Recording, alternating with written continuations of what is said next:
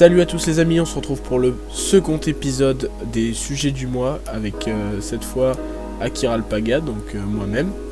Donc aujourd'hui je vais vous parler d'une artiste rappeuse, elle s'appelle Veil9, elle vient tout droit de Los Angeles et elle a un talent que je trouve assez remarquable. Alors la particularité de cette rappeuse de 28 ans, c'est que de base elle n'était pas du tout destinée à faire du rap. D'ailleurs elle le disait elle-même quand elle était jeune que elle voyait pas son avenir dans la musique. Sauf que un jour les gens ont pu l'entendre pour la première fois sur la chaîne The Cypher Effect pendant une série qui porte le même nom. Je vais mettre le lien dans la description, donc vous pourrez aller checker ça.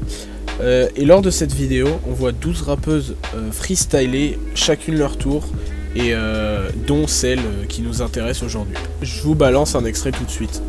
With some thoughts to be easily confused with evil, proceeding for the feebles to get ejected from level seats, louding on this hellish street, proud to be lounging around Los Angeles on Bella's feet. Sur les sons que j'ai écouté d'elle, elle a un flow assez lent, éloigné du mumble rap qu'on a l'habitude de voir aujourd'hui, parce que vraiment elle articule, elle met l'accent sur certains mots, ça se voit quoi, c'est pas basique. Mais ça s'explique par le fait qu'elle ait grandi là-dedans toute son enfance, en grosse partie dans le hip-hop un peu chill et lofi des années 90. On appelle ça le boom bap. Je vous fais voir ça. First shot miss, second shot miss, third shot bang. Caught you slipping, now you wanna ring. Mais là où je trouve qu'elle est assez forte, c'est qu'elle manie plusieurs flows. Dans sa musique Premeditated, on sent un côté un peu trap et dans la prod aussi je retrouve un petit côté un peu métal. En fait j'ai l'impression que c'est une légère fusion entre Ghostmane et Cardi B, mais je pense que ça c'est que moi. Mais c'est dans ce son vraiment que je constate un flow différent, elle est plus rapide, je vous montre.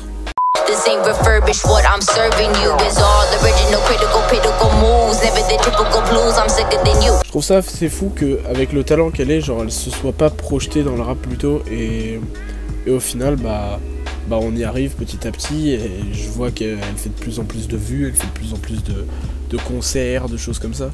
Au niveau de ses influences musicales, on retrouve notamment du Amy Winehouse.